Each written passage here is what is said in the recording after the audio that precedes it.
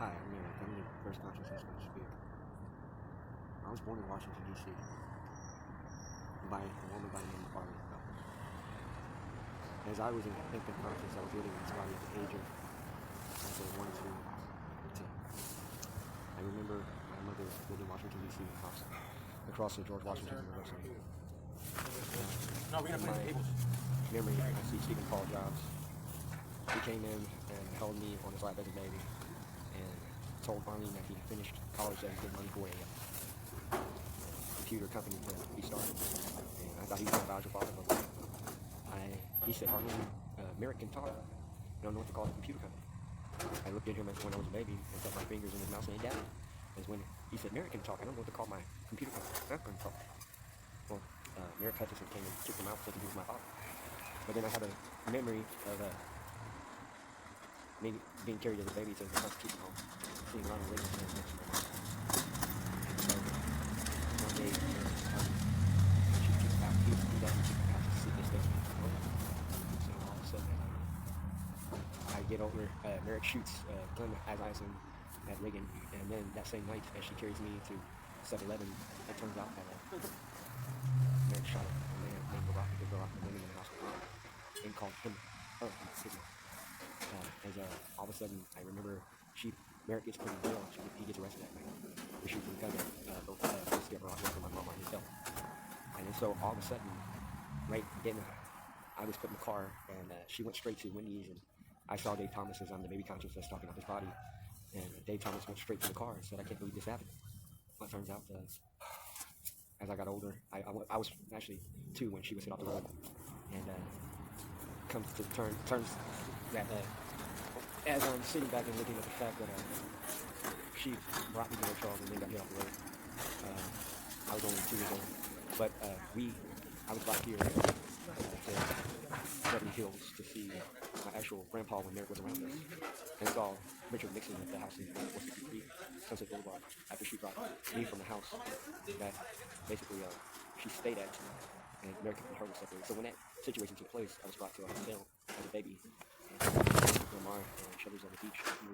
Him and Reagan come out, and she carried me as a baby to Cha Cha Cha Chicken.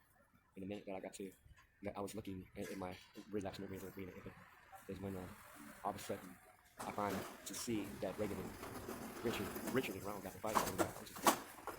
So all of a sudden, that's when things just tend to happen to be motivated to where when she was hit off the road anyway, it turns out I was pushing foster care, and Diana Caius was my caseworker. And so basically that's the scenario behind what I'm talking about. So as I traveled and got older, I was adopted to Tom and Selma by Diana and Prince Charles. So that's the portion of this story. And so it turns out that when I was adopted to Tom and Selma, who was from Diana, I wasn't all the way adopted. I lived in Mansfield still, but I was brought there as a child. And the first time we got up in the house, Tom decided to purchase an independent car. I remember we were about to go see the house in Lafayette, Louisiana, and when we got there, we went straight to a gas station, and the adoption process was complete. And so, all of a sudden, right when I got out the gas station, I see this light-skinned, mixed mulatto little girl. I said, what's your name? She goes, Tyra. What's your last name? Banks. And I said, you should be a model. I was about 4 years old. And so when we got to the car, I had to sit in the middle of the seat, and as I'm the big person that talks about his body like an I basically saw the fact that we got him on the interstate, and all of a sudden Tom says, put your seatbelts on, kids, and he set the cruise control. The car starts at idle and starts speeding up, and he tried to press the brake, and it went straight and sat in the seat. And it said Superman. Someone saying Ricky, well, when he pulled the e-brake, my 3-4-year-old body flew out the windshield with my leg straight, and the windshield popped open. My chest landed on the front of the Lincoln Town Car. So all of a sudden I get to the house, and the next thing I see this man who was heavy set, had a mustache, hair, drive up with a Firebird Pontiac, and that's when Dad says, well, just call him as Uncle Glenn. So I came outside as I'm only 1-4, and Glenn walks away from the Pontiac Firebird. I said, Uncle Glenn, is the car talking to Autobot? And Glenn says, oh, no, Ricky, it's not an Autobot. And so all of a sudden, I remember the next thing, seeing this movie of Knight Rider, didn't realize that Glenn was a creator. I didn't remember that they said Glenn was a part of the, he actually did a Battlestar Galactica. So we used to go to McNeese football games. I was like 5 years old, and we went straight partying, and I saw George Bush Sr. at the place at Uncle Richard's house in a private bar party and stuff. And then so all of a sudden I saw Bruno Mars in there, Sergio Aragonés, Rick Hill, Kathy Hill. But this is what happens is we moved. I got older. I got one head injury in Slidell, Louisiana, in the third grade. This is really situation to be pushed into special ed.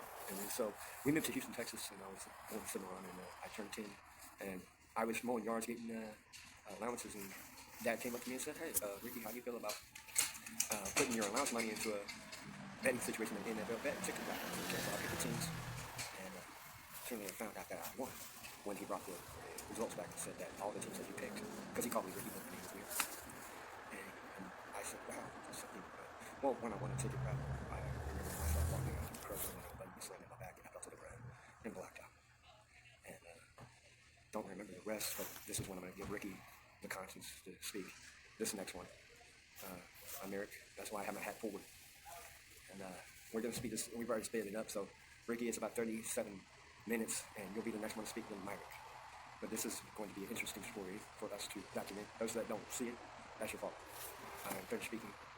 I am going to end this conversation in about 18, 17, 16, 14, 15, 13, 12, 10, 10, 9, 8. Now, imagine that I will tell you that I'm 7 4 credits related. So, I'm Ricky.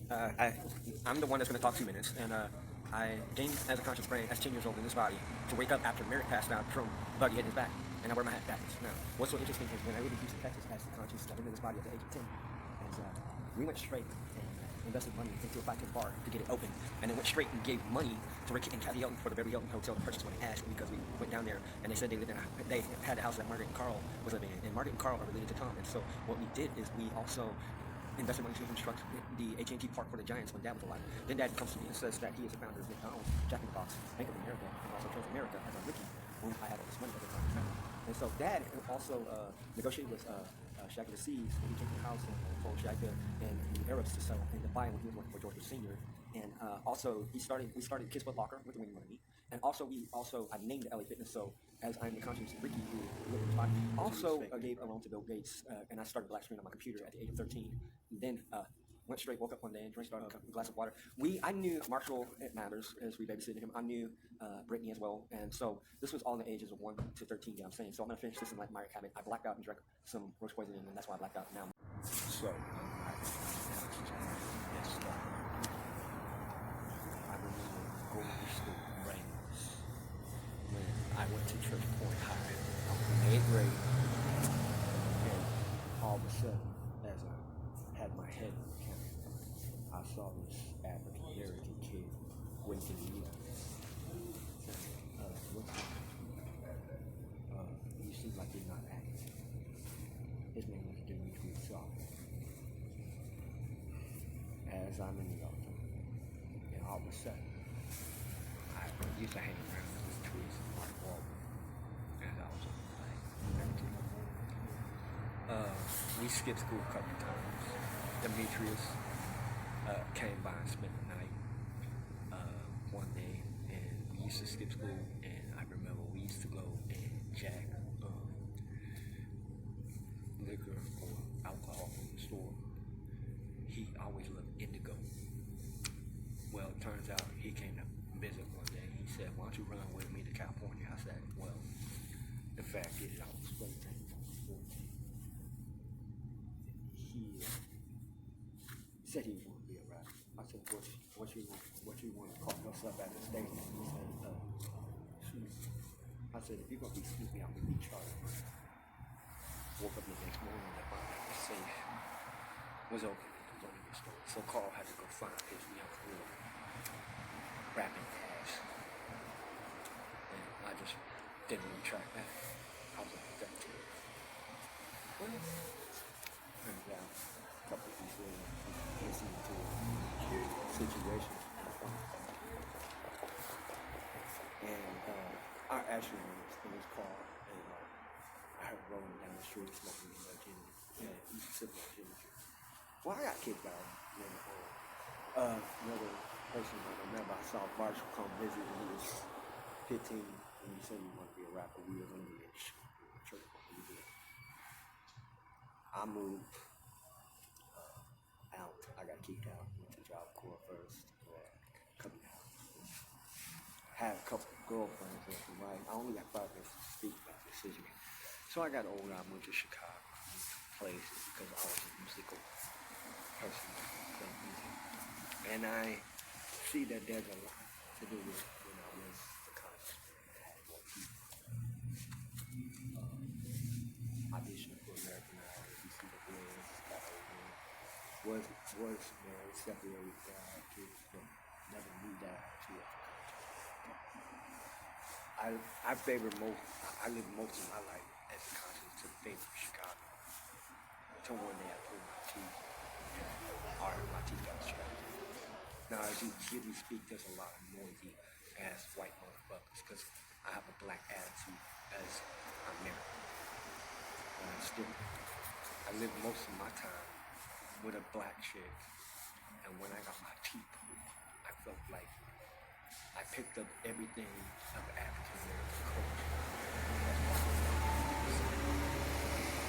Ever since American toys, and I thought that I was just a white boy that was basically just taking the heritage of black people, black folks. I didn't want to be gospel hip hop. Sometimes us two talk to each other, and it's something to see because I didn't know that I had 2 extra conscious brains in my body that are different people. And so I've had fun. I've recorded my music with certain people. Tony DeLeon. I met Vince Walker. I passed by this guy when them 2 woke up and we were listening to bass chords off of I Did a record and we sing for the weekend. I told my bass chords to use on this song. It became Black. I remember when I was with Angela, I wrote a song that was given to Beyonce's musical group, and when it was played for her, she sang Halo Life. Never known that I had 2 conscious brains that were sleeping in the back of my body. And as far as I'm concerned, I tried to solve everything when one wisdom tooth was pulled. I started having flashbacks for the wisdom. But when the other tooth got pulled, right here at the third, that's when Ricky and Merrick woke up. Merrick is a conscious that knows an Israel. Richard is a man. I'm not so sad. All those 2